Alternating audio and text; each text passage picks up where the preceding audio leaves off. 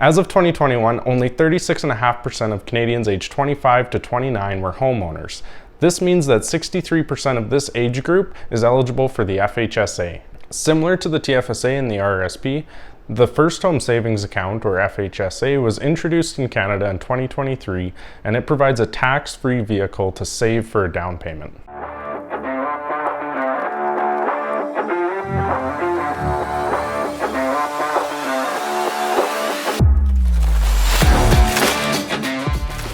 Hey, and welcome to the channel. My name is Brandon, and this is where we turn personal finance into common sense, because that's the way it should be. And to quote Graham Stephan, if you enjoyed this video and want to learn more, smash the like button, subscribe to the channel, and tell your friends and family.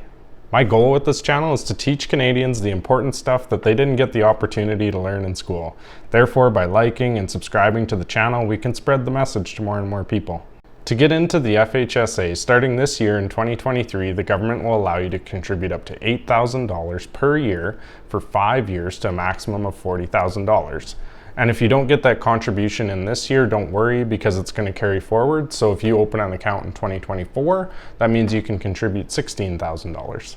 The government also said we can leave this FHSA open for 15 years, and if you don't pull any money out in that time, you can transfer it all to your RRSP on a penalty-free and a tax-free basis in most cases. Now, the best part of this plan is that you get a tax deduction when you make a contribution.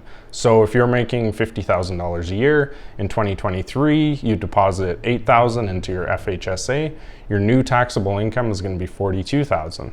So what does this tax deduction mean for you? It means that you could get a larger refund at year end, and then you could take that and put it towards your FHSA again, or go ahead and you take a trip to Bali. The choice is yours. So how do you open an FHSA?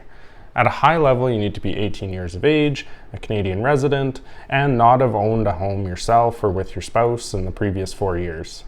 You can go ahead and open an FHSA in any of the big banks or brokerages. However, they're not available in all just yet.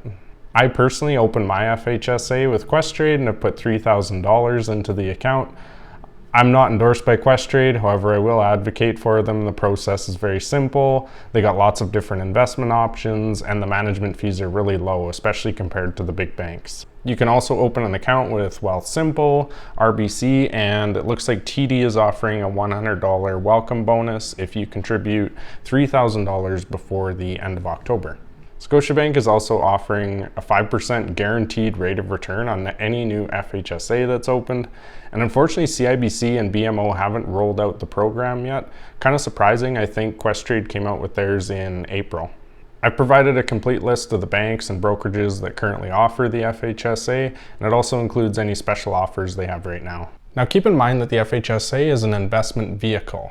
Much like the TFSA and the RRSP, it's designed to get you from point A to point B, but now you have to decide what's going to drive it. So are you going to invest in stocks, bonds, GICs, mutual funds, a high interest savings account? All of these options are available with the banks and brokerages discussed. I'm going to give you one recommendation, and then I'm going to explain it with a couple of examples. I'm recommending that you invest your FHSA in a high interest savings account or a GIC where you're going to find a return in the neighborhood of 5%. And the reason for this recommendation is going to boil down to 3 things. The first one is the time horizon. Typically, when we're looking at a down payment, we're looking at a much shorter timeline, say 1 to 5 years. And then number 2 is liquidity, meaning how fast can you access the money? When you're around house shopping, you want to be able to access your funds in your FHSA quick so that you can close on your home. Lastly, number 3, it's simple and it's stress-free.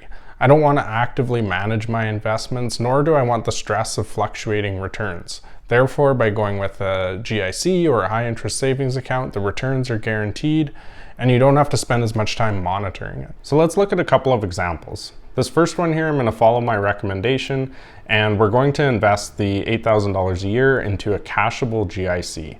Now, looking at these banks and brokerages, it looks like we can get upwards of 5.25%.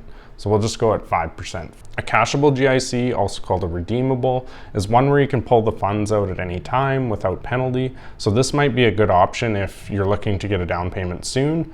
However, there's also a non-cashable, non-redeemable, which might be a good option if you're looking beyond 1 year. Then you can put that money into a GIC and lock it in at a higher rate.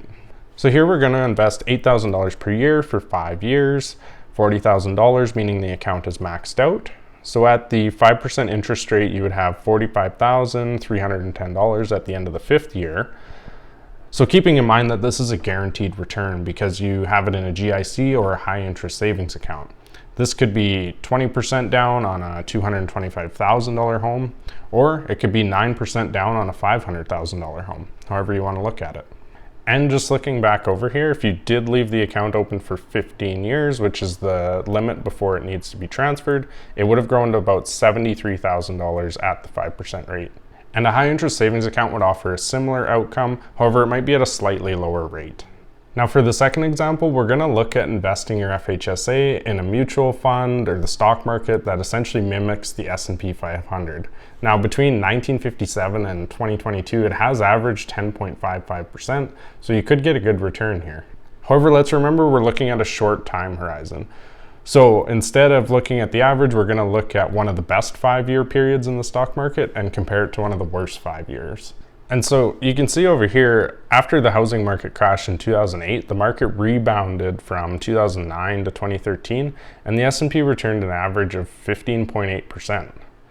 So if we invest that $8,000 per year under these market conditions, and 2009 through 2013, you would actually have $59,331 at the end of that period, 14,000 more than the GIC.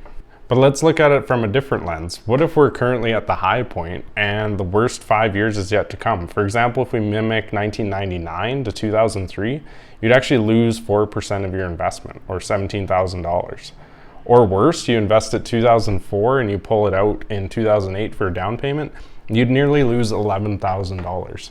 Now, obviously, these are extreme examples, and traditionally the stock market does offer a much higher return over a savings account or a GIC, but we're looking at a short-term horizon here, 1 to 5 years, when you're going to need this money for a down payment. Therefore, you want something that's accessible, and you don't want to have to stress about these fluctuations. And where did I invest my FHSA? So I actually did something unique with my Questrade FHSA. I put it into a high interest savings ETF, and this is yielding about 5.39%, and it has a really low management fee of like 0.11%. And so I popped a link down in the description below that'll show you the fact sheet for this ETF. To summarize, the FHSA is a down payment savings vehicle for Canadian first-time home buyers. You can contribute up to $8,000 per year starting in 2023 for 5 years to a maximum of $40,000. And when you make those contributions, you're going to get a tax deduction, which could mean a larger refund for you at year end. Once you open your FHSA, I recommend that you put it into a high interest savings or a GIC that's currently offering about 5%, as opposed to putting it in the stock market where you could get a higher return, but you could also lose money on your contributions. I like to keep things simple and stress-free by finding a return that's secure for that 1 to 5 year horizon. That's all for today. Thank you for watching. Post your questions in the comment section below, and always remember, pay yourself first.